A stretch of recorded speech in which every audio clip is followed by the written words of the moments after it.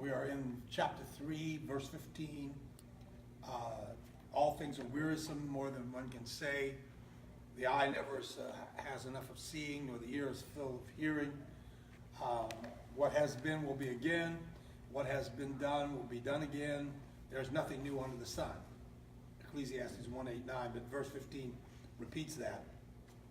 The addition, God will call the past into account, then changes the meaning. The word is very difficult to translate. The New King James Version translates the phrase, and God requires an account of what is past. The New Living Translation reads, God makes the same things happen over and over again. Now we're going to go into the verse 16 of chapter 3, verse 16 through 22. And I saw something else under the sun.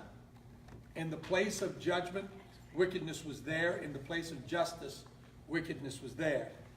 I thought in my heart, God will bring to judgment both the righteous and the wicked, for there will be a time for every activity, a time for every deed.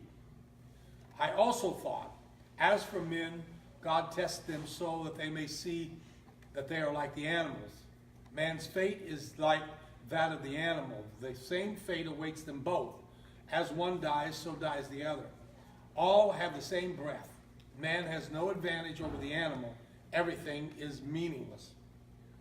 All go to the same place. All come from dust, and to dust all return.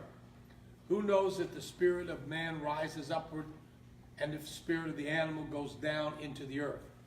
So I saw, verse 22, so I saw that there is nothing better for a man than to enjoy his work, because that is his lot. For who can bring him to see what will happen after him?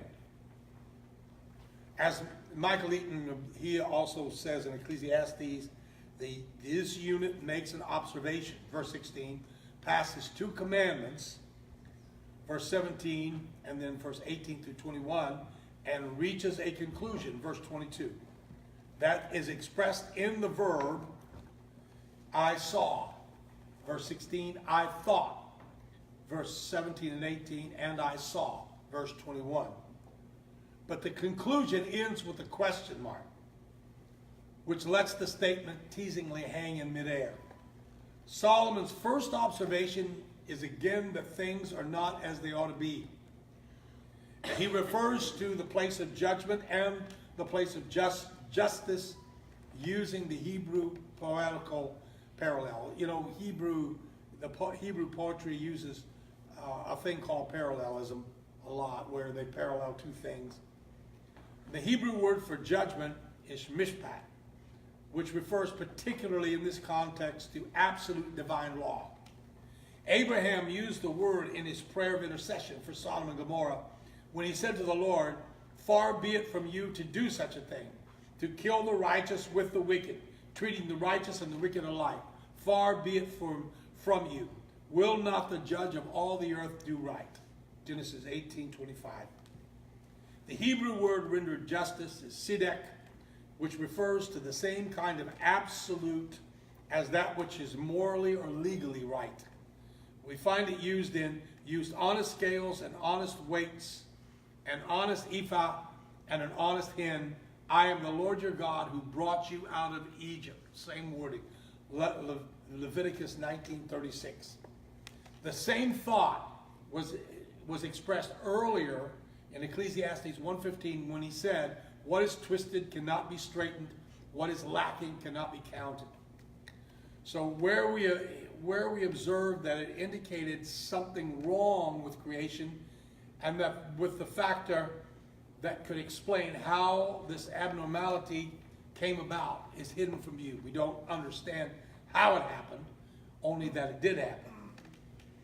So like Abraham, we all have a concept of what divine absolute is, even though we cannot define it or fully understand it. Wickedness, Hebrew resha, that which is morally wrong, is found in the place of righteousness and justice. And Solomon realizes that such a condition cannot be permanent.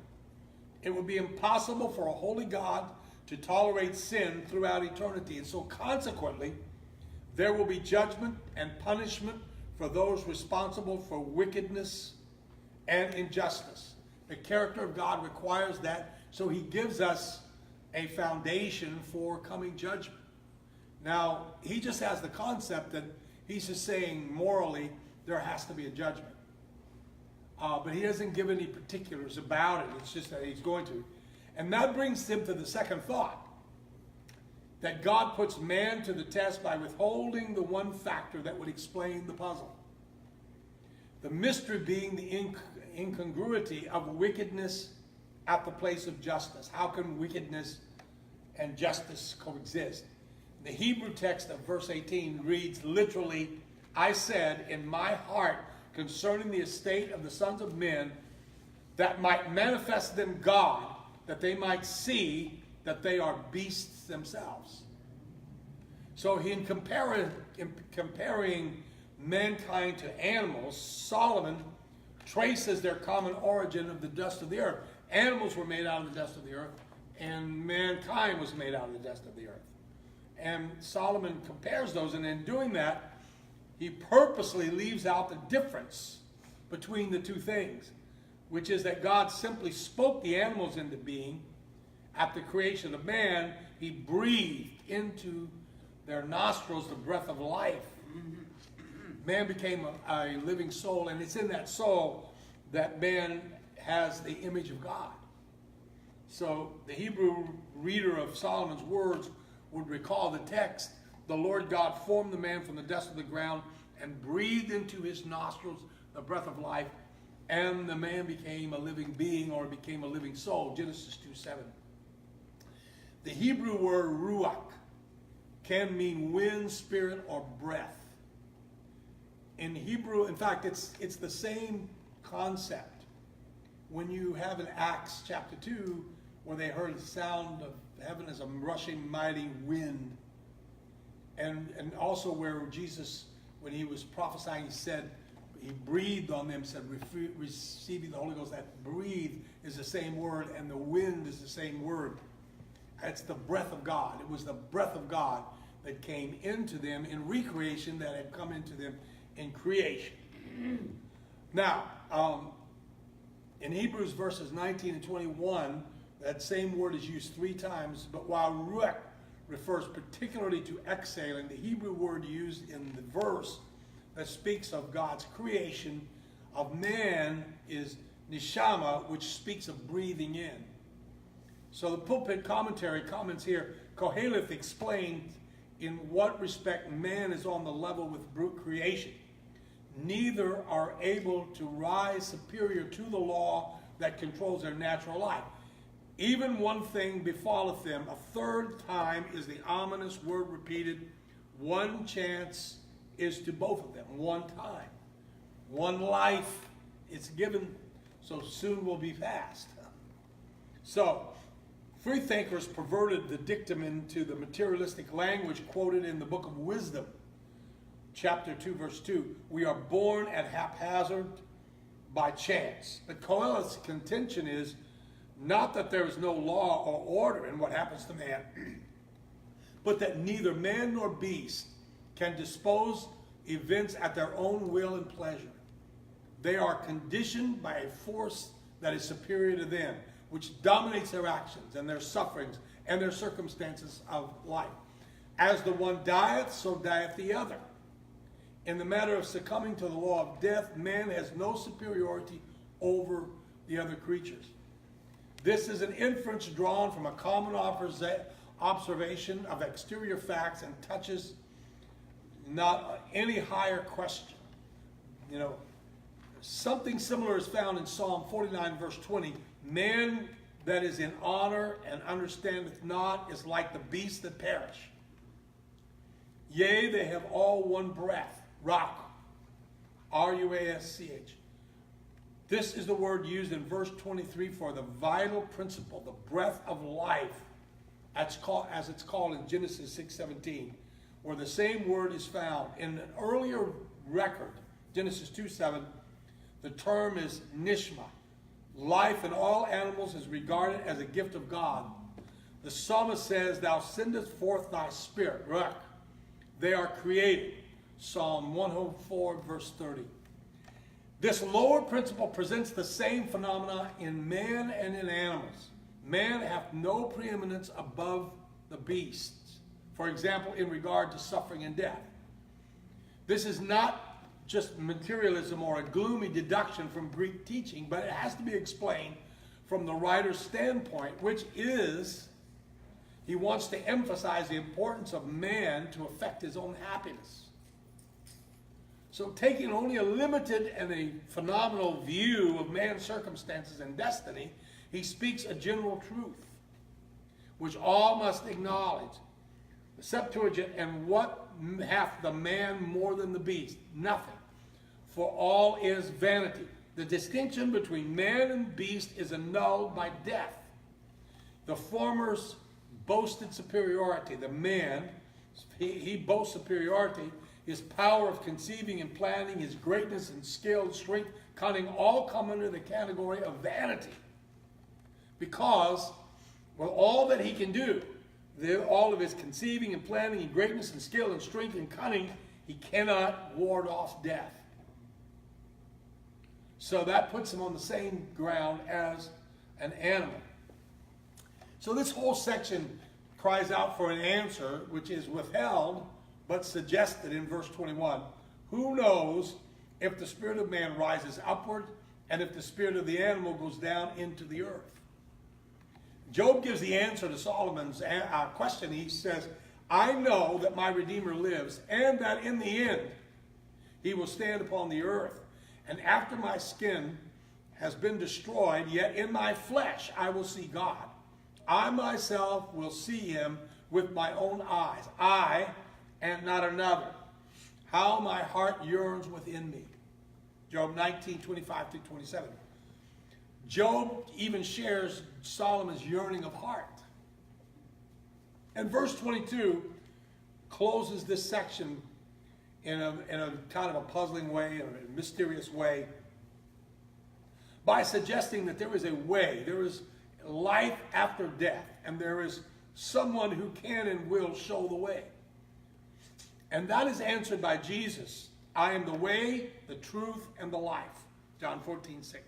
Solomon could not hear this answer or see the way, but he suspected it. And he suggests that we can enjoy our lot because of the hope of the resurrection.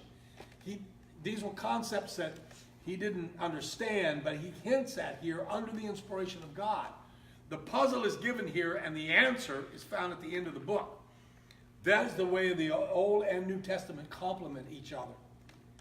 Now, we're going to go into chapter 4, or session 4, but also chapter 4, Life Under the Sun. We go back to what we were talking about in our outline. So we're following that outline that I gave you. Life Under the Sun, chapter 4, verse 1, all the way to chapter 10 and verse 20. So it's a long section. It's a life of hardship and life's companions in chapter 4, verse 1 through chapter 5, verse 7. And so the very first 3 verses of chapter 4, the heading is oppression without comfort. And he said, again, I looked and saw all the oppression that was taking place under the sun. I saw the tears of the oppressed, and they have no comforter. Power was on the side of the oppressors, and they have no comforter. And I declared that the dead who had already died are happier than the living who are still alive.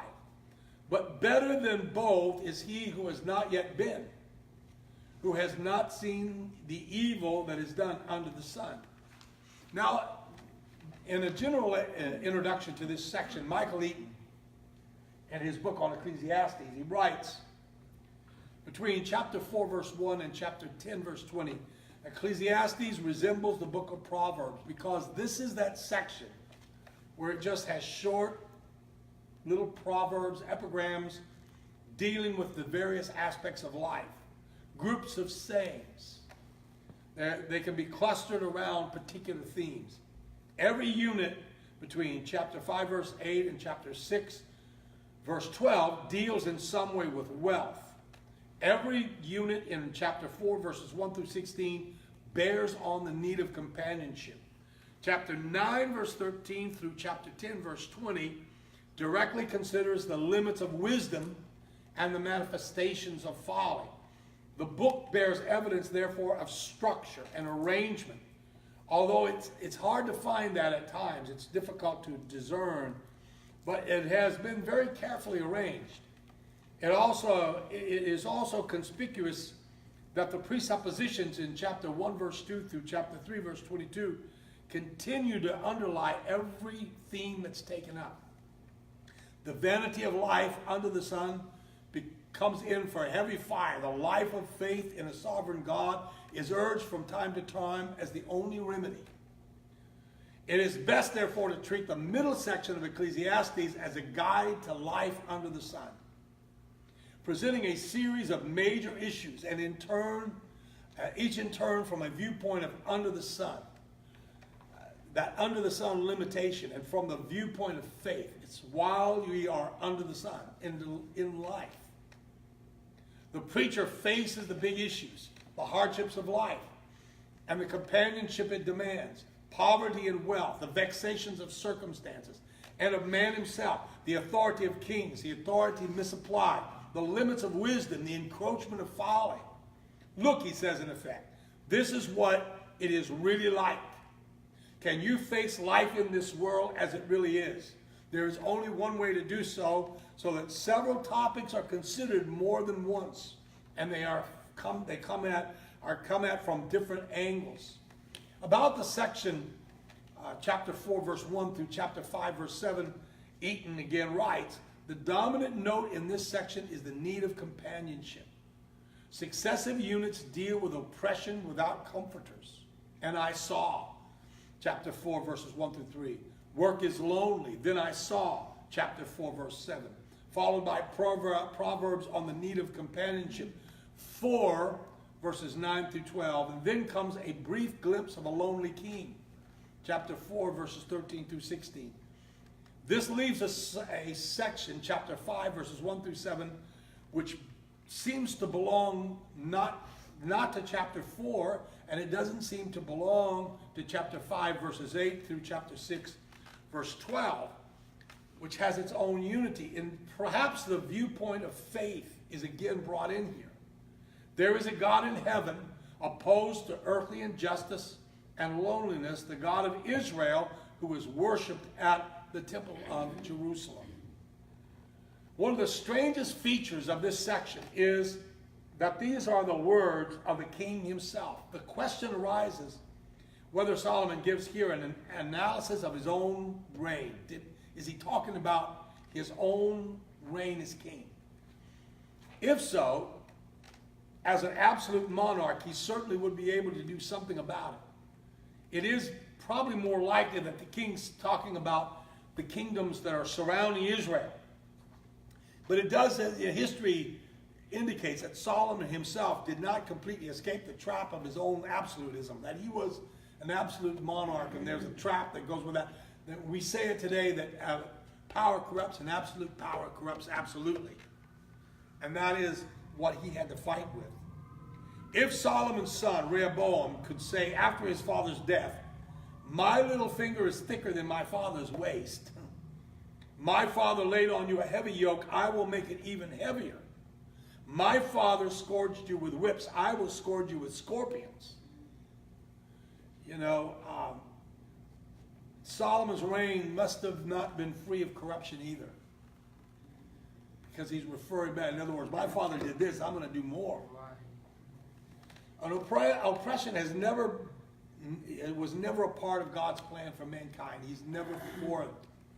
God created man with the intent that he would submit to God's rule voluntarily on the basis of love. I believe that's what Eden was all about. That's what man was all about. But God, basically, God sort of painted himself in a corner, but he did it because he is all wise. But he puts that free will, and that free will messes everything up. I've often thought I would like to say to God, please explain to me why that was so vital, free will, because you could have done that another way. But somehow in the mind of God, in the heart of God, the way of God, free will is very important. And everybody has to be tested. Is it just because that he wanted men to do it because they wanted to do it, instead of making something he could just create to do it, like he did with the angels? Well, I think what it really has is a long view. I think it's a very long view that you have to take of this, because we tend to look at things very close in. I think God took a very long view, and what he had in mind when he created time, he had in mind that he would create man. And when he created man, he had in mind that he was going to have a nation someday, a family, that he could dwell in the midst of that family, and he would be their God, they would be his people. He took the long view. Okay, I think that he's so super intelligent, you know, he looks at all this at a glance, and if you're going to be worthy to be in that family, you have to submit to God. You have to love God. And you can't, God really, you can say you love God, but you may not love God. I mean, that's maybe just something to say. Nobody really knows anything until they're tested. So he tests everything. And I think that's what free will is all about. There would be no need for free will if there wasn't testing, and then, you know, and there wouldn't be any need for testing unless there was something to be gained from the testing. And I think that has to do with the free will. I just think, like, it just seems to be right in the way all the time. But I understand the wisdom of it. I think I do, sort of. It makes sense to me, because it's like with the covenant that he makes with man. It's if you do this here, you get to reap the benefits of the covenant. But if you don't, you're not. Right. It's something you have to always understand about God's nature. You know, once in grace, always in grace. Eternal security is a totally anti-Bible, anti-God concept. Because nothing God ever did, he did unconditionally except love. Right. Everything has conditions. Right, that's true. So every covenant, that's why I believe you should teach salvation from the standpoint of covenants and not any other way, because it's always a covenant. And we're living in the covenant now. Acts 2:38 is a covenant. It's the new covenant. You know, repent, be baptized. That's what we do. Right. God says, here's what I will do. Yeah. And it's always, the basis is always obedience. And he is fighting with this. I mean, he's struggling with this.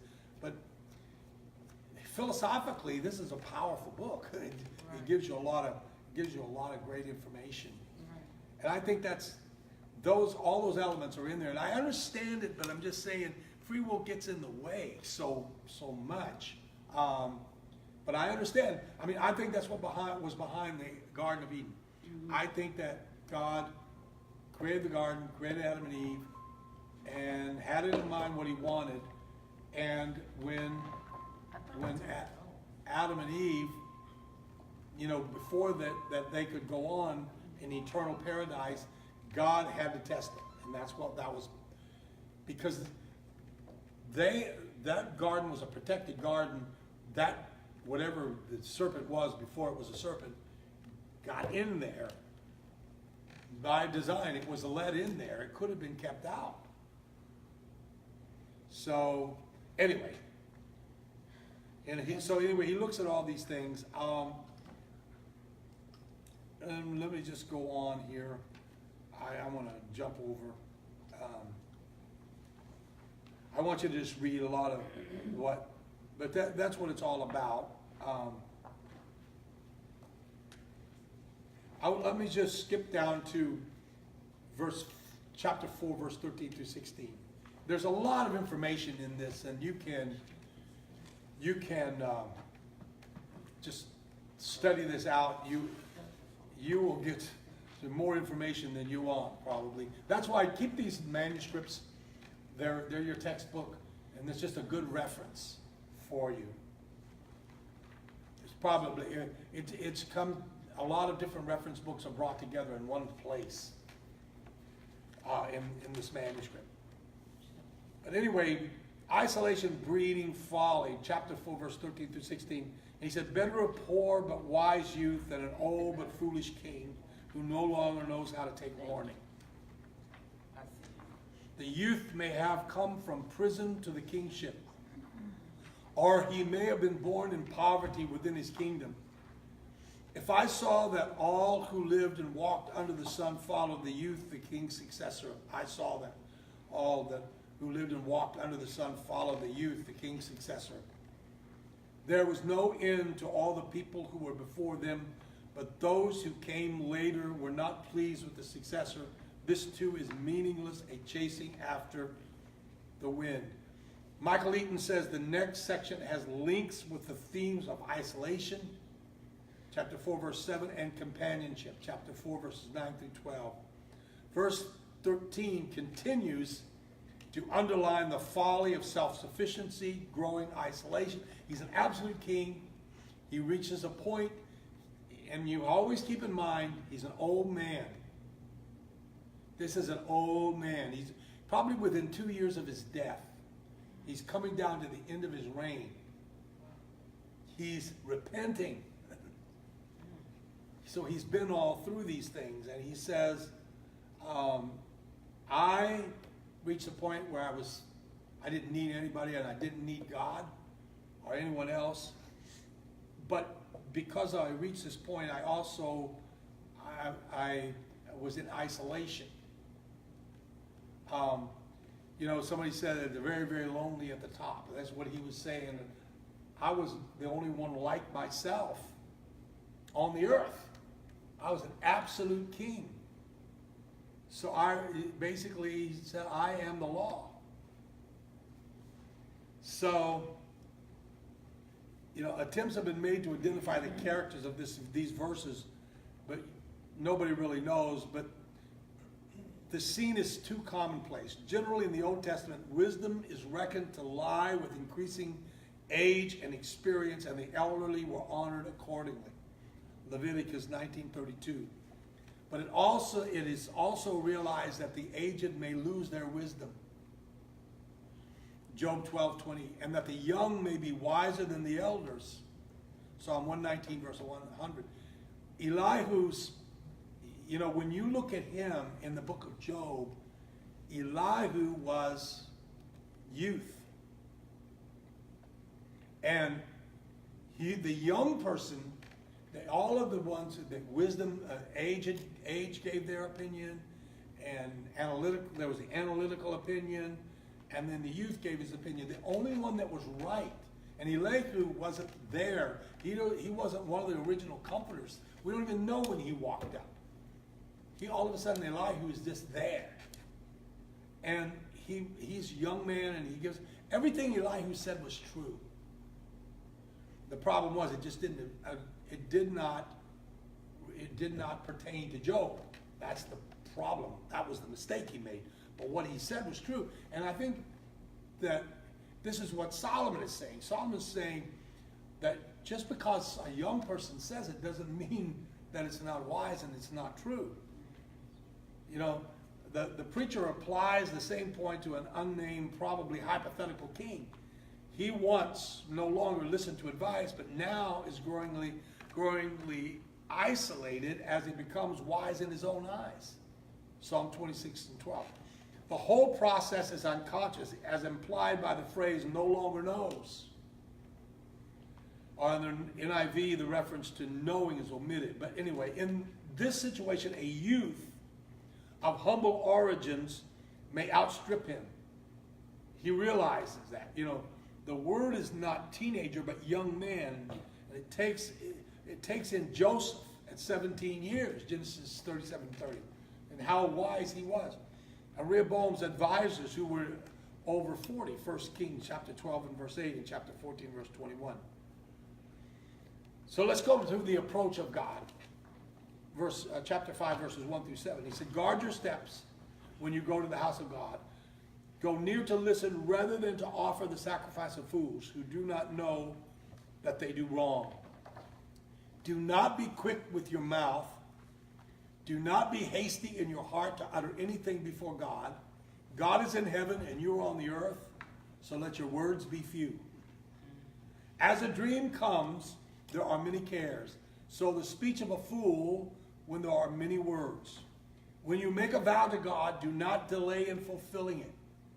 He has no pleasure in fools. Fulfill your vow. It is better not to vow than to make a vow and not fulfill it. Do not let your mouth lead you into sin. And do not protest to the temple messenger. My vow was a mistake.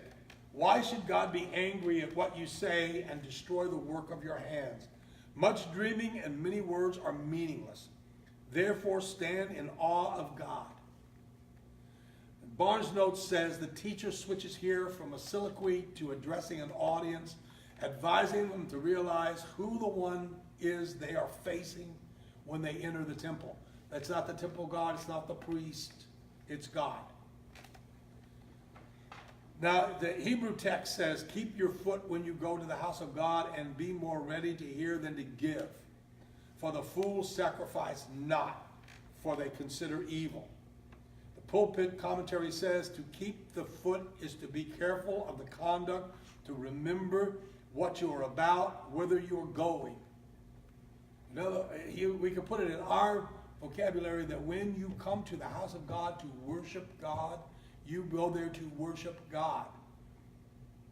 So you don't, it is very unkind, unholy, unreverent to do other things when you're supposed to be worshiping God.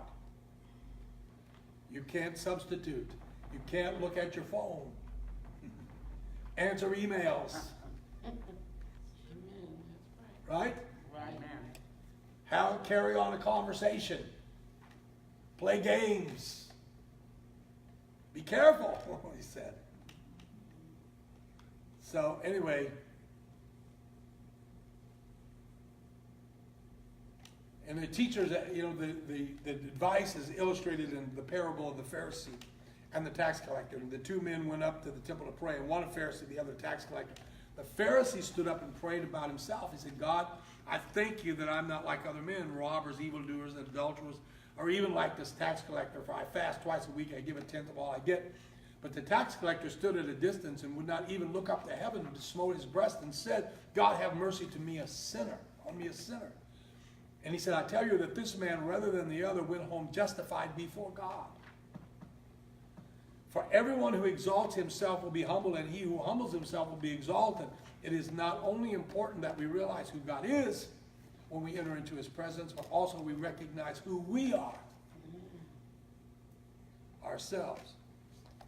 And there's a good deal of confusion about the phrase that reads in Hebrew, for the fools sacrifice not, for they consider evil. The Hebrew word for fool is, in this word, is kasal, which literally means fat, stupid, or silly. Vine's Expository Dictionary of Biblical Words explains about the word, the kisel is insolent in religion and stupid or dull in wise living, living out a religion that he professes. The first emphasis is especially prominent. A brutish man knoweth not, neither doth a fool understand this. The psalmist, in describing an enemy of God who knew God and his word, but seeing the wicked flourishing, reasoned that they have the right lifestyle, Psalm 92:7. They have knowledge of God, but do not properly evaluate or understand what they know. The second emphasis is especially prominent in wisdom context. How long, ye simple ones, will ye love simplicity, and the scorners delight in their scorning, and the fools hate knowledge? Proverbs 1:22. In such context, the person so described rejects the claims and teachings of wisdom. But the Bible, in the Bible, wisdom is the practical outworking of your own faith. It's your own religion. Therefore, even in these contexts, there is a clear connotation of insolence in religion. Be careful not to be insolent before God. You know, it's very difficult to read these passages and not think about what James writes in his epistle about the sins of the tongue. And we read, he said, "My dear brothers, take note of this. Everyone should be quick to listen, slow to speak, slow to become angry, for man's anger does not bring about the righteous life that God desires. Therefore, get rid of all moral filth and the evil that is so prevalent, and humbly accept the word planted in you, which can save you. If anyone is never at fault in what he says, he is perfect. He's a perfect man, able to keep his whole body in check. When we put bits into the mouths of horses to make them obey us, we can turn the whole animal. Or take ships as an example. Although they are so large, they are driven by strong winds. They are steered by a very small rudder wherever the pilot wants to go. Likewise, he said, the tongue is a small part of the body, but it makes great boasts, gets us in trouble. Consider what a great forest is set on fire by a small spark. The tongue also is a fire, a world of evil among the parts of the body. It corrupts the whole person, sets the whole course of his life on fire, and is itself set on fire by hell. All kinds of animals, birds, reptiles, and creatures of the sea are being tamed and have been tamed by man, but no man can tame the tongue. It is a restless evil full of deadly poison. With the tongue we praise our Lord and Father, and with it we curse men who have been made in God's likeness. Out of the same mouth come praise and cursing. He said, my brothers, this should not be. Can both fresh water and salt water flow from the same spring? My brothers, can a fig tree bear olives or a grapevine bear figs? Neither can a salt spring produce fresh water. That's in James. So I believe that Solomon, do you believe? Well, I do believe anyway that Solomon inspired James. At least it was the same spirit that inspired James that inspired Solomon. Because it's the same thing. Solomon sets the stage by advising us to realize who the God is that we approach. God is in heaven. You on the earth. So let your words be few. Realizing who God is should leave us speechless. Solomon, you know, I think that one thing is that some people they talk so much that they never listen to God. They don't really hear what God has to say. God can't get a word in edgewise, you know. But God should make us so awestruck as to almost strike us speechless so God can speak to us. And maybe Solomon had David's psalm in mind when he looked up into the heavens and said, when I consider your heavens, the works of your fingers, the moon, the stars, which you have set in place, what is man that you are mindful of him, or the son of man that you care for him? Psalm 8, 3-4. The distance between God and us is not just a matter of space.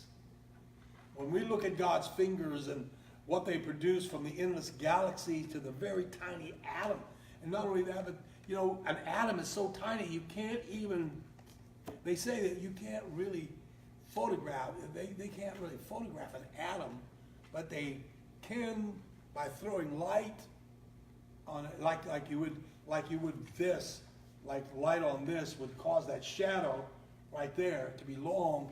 They said that by throwing light, all they can do is see the shadow of an atom.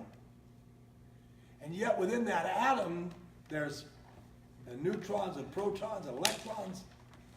If we haven't seen an atom, we sure haven't seen electrons and protons, but we know they're there. God did all that. When you think about that, we can't do anything but stand in awe. Only a fool misses that point. So, and it seems that the reference to a dream in verse 3 does not fit the context of a babbling fool too well, a dream. But anyway, let me go on here.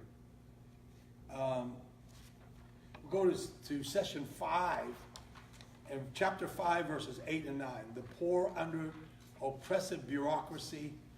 If you see the poor oppressed in a district and justice and rights denied. Do not be surprised at such things, for one official is eyed by a higher one, and over them both are others higher still. The increase from the land is taken by all. The king himself profits from the fields. So basically, here riches are viewed from three angles. Though God may give a man a certain power to enjoy wealth, yet riches are the cause of much greed and injustice among government officials. Number two, the gaining of wealth never brings satisfaction, for the more one gets, the more one wants. And number three, riches are an insecure possession, for a man acquires wealth only to pass it on to others. Amen. That's true. Somebody was asked one time, somebody died and they were very wealthy, said, how much did he leave? And they said, all of it. He left all of it. So it says, he gives the counsel again that he's given over and over, enjoy life while you can. So let's go on. Let's go down to chapter 5, verses 10 through 12. We're kind of picking it up a bit. Money and its drawbacks. Chapter 5, verses 10 through 12. Verse 10, whoever loves money never has money enough. Whoever loves wealth is never satisfied with his income. This too is meaningless. Now, verse 11, as goods increase, so do those who consume them. And what benefit are they to the owner except to feast his eyes on them? The sleep of a laborer is sweet, whether he eats little or much, but the abundance of a rich man permits him no sleep. You know, that's so true too. The cares of it. I was thinking about, they've been having some things about Mr. Benson, talking to his widow, and how much it was on his mind all the time about his business, and how that he had to turn, he knew his health was failing, he knew he was going to lose out, and he wanted to make sure his wife understood the business, and it was a care to him. But you know, a person who just labors for their money, they get their check, and they go to bed, and they sleep at night, and they have nothing to worry about. They just go to work the next day. And that's what Solomon is saying, you know, the more money, the more cares and worry that you have. And like in Fiddler on the Roof, you know, he makes that statement, he says, if I were a rich man, he's talking about a rich man. And he said, if it's true that riches are a curse, he said, I just say, God smite me with it. But the truth is, it is, and what Solomon's saying, they are really, you know, in a way, a curse. That they do bring their own problems. So he said there are three perennial drawbacks to wealth that are presented. It cannot satisfy the covetous, it attracts a circle of dependence, and it disturbs one's peace. Someone said, if you have a lot of money, it's amazing how many relatives, how many friends that you have. But if somebody hears you have money, forget about it. You know, they come. You want to find a relative that you haven't heard from for many, many years. Just publish that you've gotten some money, and they will find you. You got it. So, anyway.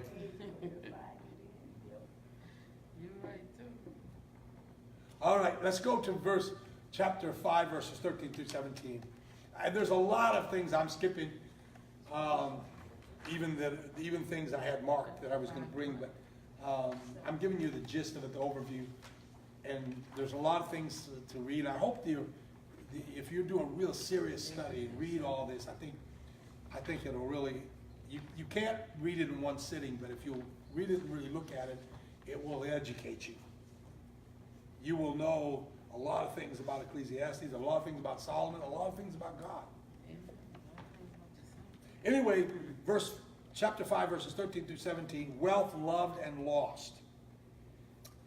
So I have seen a grievous evil under the sun, wealth hoarded to the harm of its owner, or wealth lost through some misfortune, so that when he has a son, there is nothing left for him.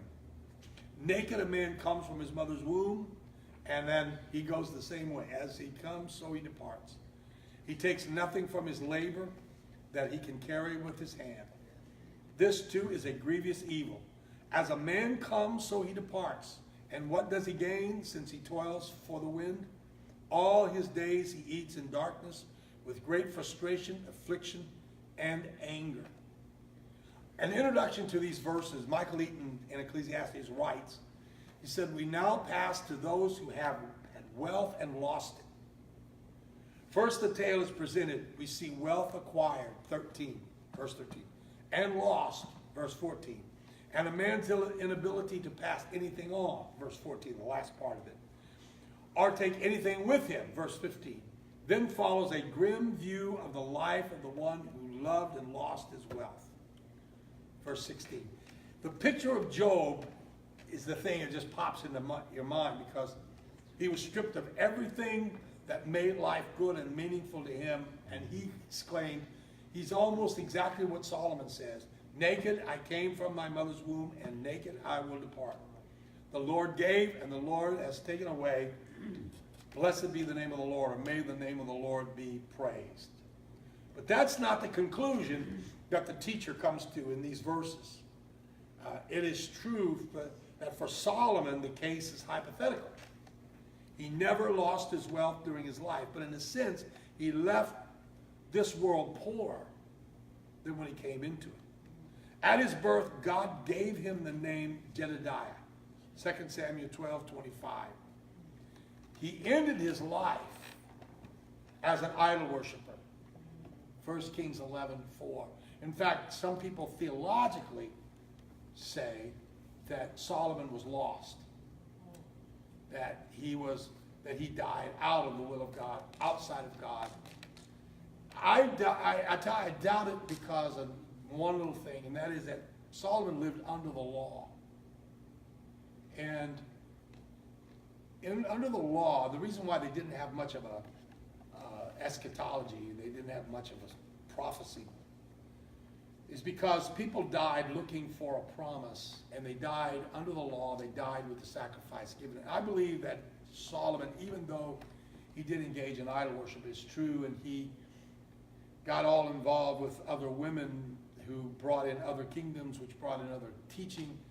I think Solomon died a Jew who he died with the sacrifices made for him. And that's how every Jew died. And not all of them lived perfect lives, but they died with that same condition. As long as you died having your sins rolled ahead 1 year, then you look toward the ultimate lamb that was given for the world.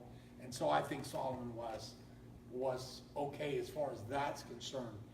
But the reason why you hear it taught that he was lost is because he was an idol worshiper. So anyway, let's go on here and go to the next section. And chapter 5, verses 18 to 20, the remedy recall. Verse 18, then I realized that it is good and proper for a man to eat and drink and to find satisfaction in his toilsome labor under the sun during the few days of life God has given him, for this is his lot.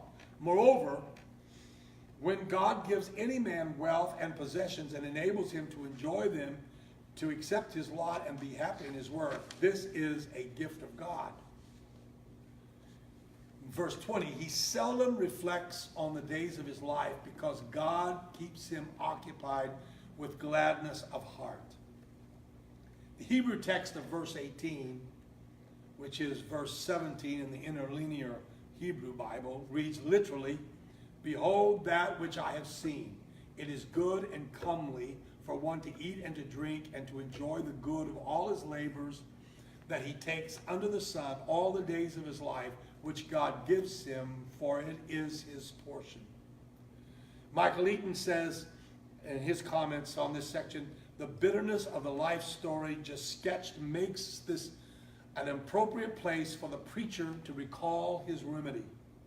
No mention was made of God in chapter 5, verses 13 through 17. Under the sun indicates his worldview. Chapter 5, verse 13.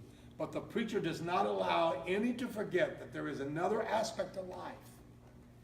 Behold introduces a different angle altogether. There is another life equally outward, real, observable. I have seen it, says the preacher. It is enjoyable in toil, not in its absence. It is a God-given provision in a brief life. To eat and drink is expressive of companionship, joy, satisfaction, including religious celebration, Deuteronomy 14:26. Here it is the symbol of a contented and happy life. In 1 Kings chapter 4, verse 20, the phrase summarizes the peaceful contentment of Solomon's reign. This is the wise man's portion. Wealth in a secular context for the Word of God is absent throughout chapter 5, verses 8 through 17, may lead to misery, but not all wealth is thereby condemned. The possibility is held out of wealth combined with the power to enjoy it. A lot of people have done great good with their wealth. So God is not saying that even in a secular context, making your wealth in a secular way with a secular business and all of that is a bad thing, because some people have blessed. They've blessed the kingdom. They've blessed their family. They've blessed other families with wealth. So he kind of gives the other side of the coin again here. But let's look at verse 1 through 6 of chapter 6. Wealth and its insecurity. And I do encourage you to read all the other things. There's so many quotations in there. And if we had the time, if we did this like a normal setting, where we did an hour at a time and we went through it that way, we would go through we would bring all that in. But the way we're doing it, you kind of help me out by reading what I'm not able to present. But wealth and its insecurity. Verse 1 of chapter 6. I have seen another evil under the sun, and it weighs heavily on men. God gives a man wealth, possessions, and honor, so that he lacks nothing in his heart desires. That is, nothing his heart desires. But God does not enable him to enjoy them, and a stranger enjoys them instead. This is meaningless, a grievous evil. A man may have 100 children and live many years, yet no matter how long he lives, if he cannot enjoy his prosperity and does not receive proper burial, I say that a stillborn child is better off than he.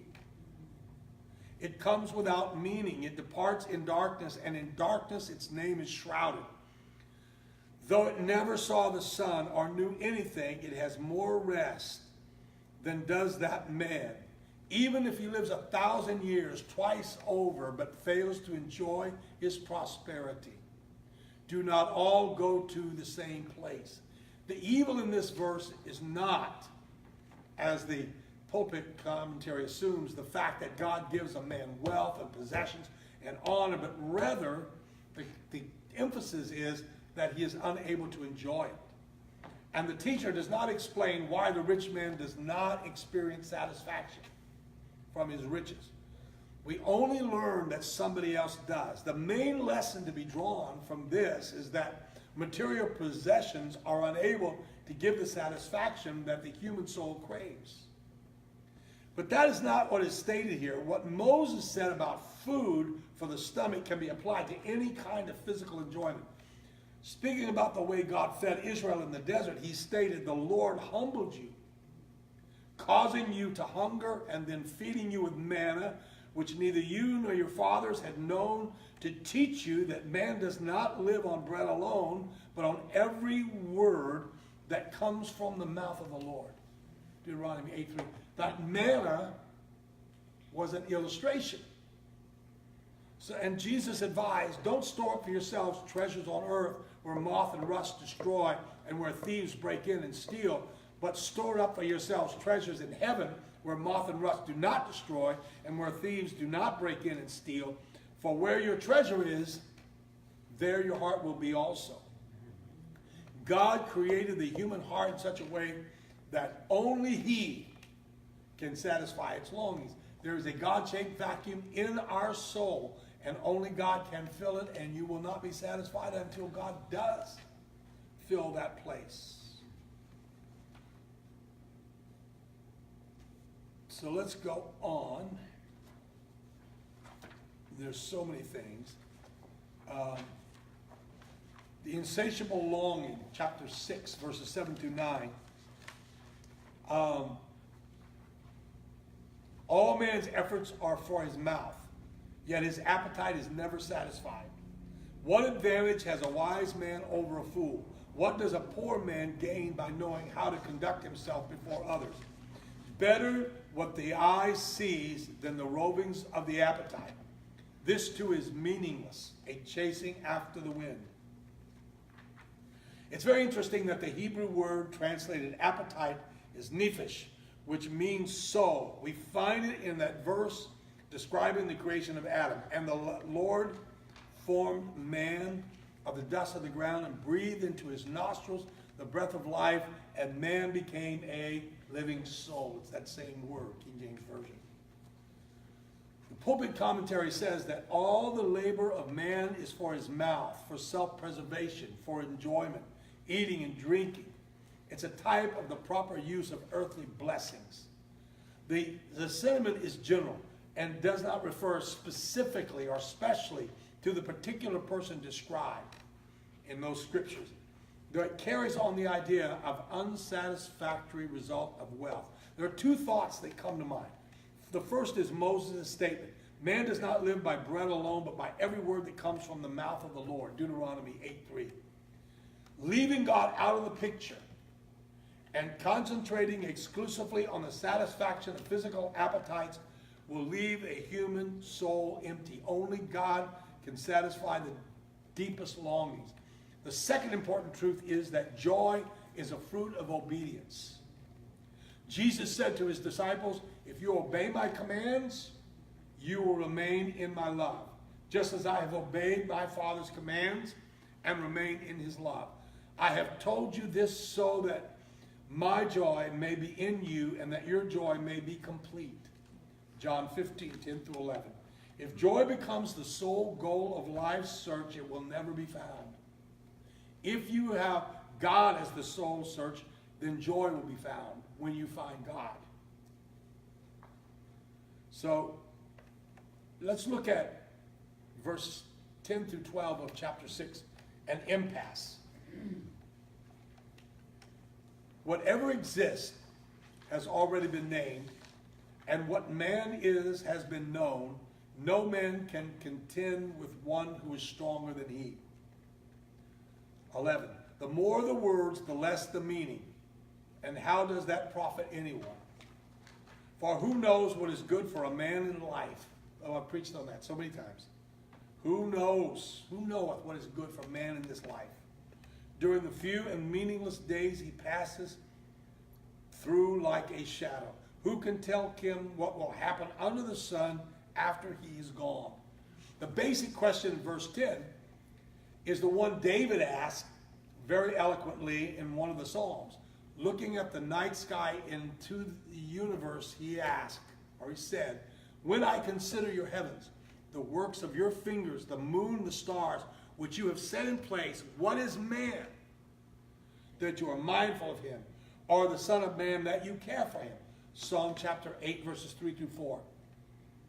But where David voiced amazement at the greatness that God had given to his puny creatures, Solomon concludes that man is too tiny and too insignificant to face his creature, his creator.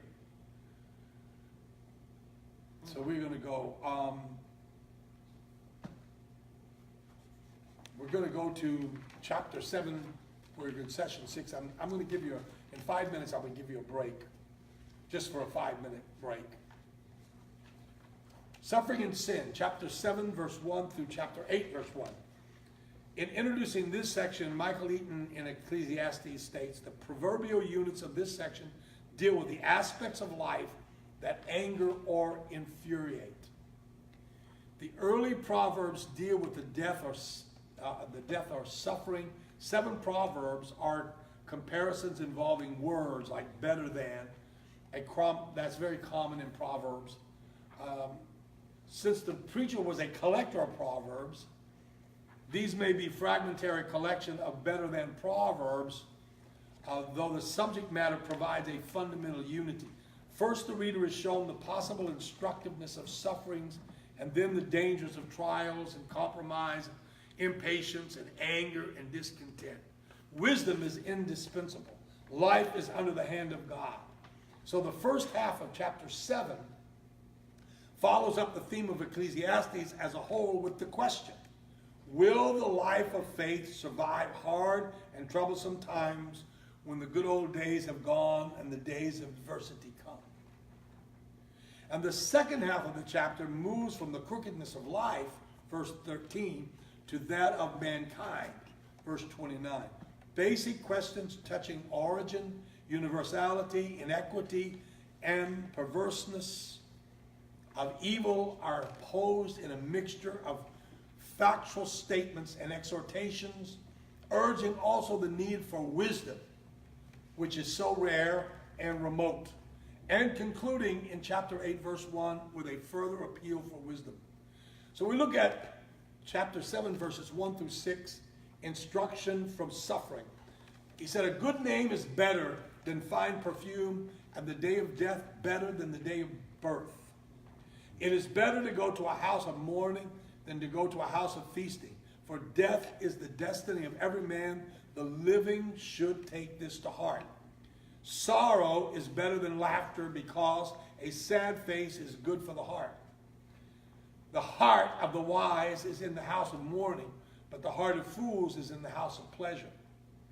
It is better to heed a wise man's rebuke than to listen to the song of fools. Like the crackling of thorns under the pot, so is the laughter of fools. This too is meaningless. It is vanity. Michael Eaton in Ecclesiastes observes that the opening verse, there is no need to hold that the first half of verse 1 is a proverbial phrase which has no relation to the rest of the content, or a conventional proverb followed by an unconventional deduction.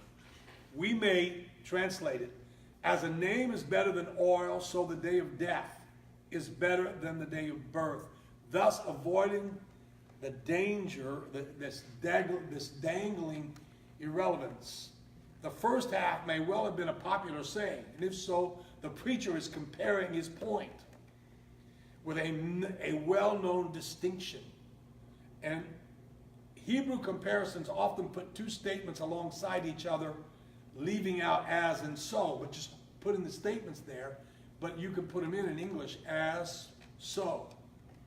And that's probably what he did in this case. But anyway, few people will agree with the teacher's assessment that the day of death is better than the day of birth, because that's like saying that death is better than life. But when you take a closer look at the thought that he wants to impress, then we understand that the point that he is making is very valid. His main concern is the condition of the human heart. The heart of the fool seeks pleasure in order to avoid the facing of the reality of life. The realization that we all stand at death's door brings out a sense of reality. So it's been said that nothing clears the head like a hanging. And Jeremiah's statement comes to mind. The heart is deceitful above all things and beyond cure. It's desperately wicked. Who can understand it? So the thought of death, sir, that's what he's talking about here. He said, you know, if you could live without the thought of death, you would live your life different. But the fact that there is death, it does mean that that day of death is better than the day of birth, because that day of death brings a seriousness. It will, the fact that we're going to have to die, and once we die,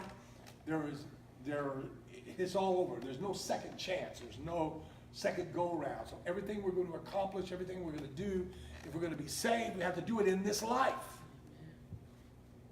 And that day of death being there, and that's what he's talking about, that day of death being there brings that seriousness. Otherwise, do you think if I were to preach, you know, we had church, and I preached people, come to God, But you don't have to worry about death. Death is not a reality. Just how many of you think would come to mind? Well, you don't have to worry about that. So, well, wait a minute, I don't have that to worry about. I'm like, God.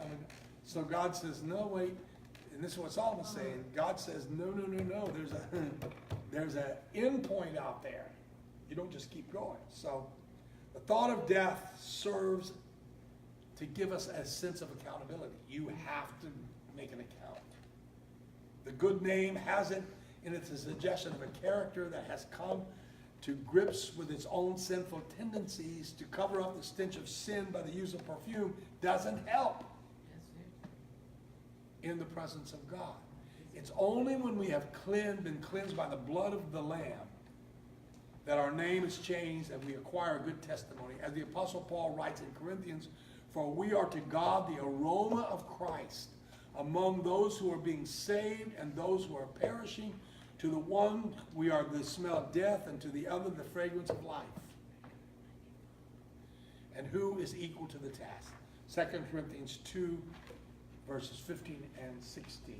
When God smells the aroma of the Lord Jesus Christ in us, people will also. Although death has so far been only presented as an equalizer and as the only visible end of life, there is in these verses a glimmer of hope. After all, if death is presented as better, then it cannot be merely the end of everything. So, and let me before we're going to go down to 4 dangers, but let me just give the last part of this before we get to chapter 7, verse 7. He said, it's like, I like this. He says, it's like nettles under kettles. Thorns were rapidly burning. Only extinguishable fuel. It was easily extinguishable fuel in the ancient world. And it was easier combustible. So fool's laughter is a sudden flame. It's a fine display of sparks, accompanied by plenty of noise, but it's spent easy. It just easily. It goes out. Comes up fast, goes out fast. And the last phrase notes that the superficiality of the fool is a part of life's vanity, which elsewhere is said to characterize both the environment of man and man himself. And we're going to go into 4 dangers. We'll take a little, we will take a little break here for a few minutes and walk around.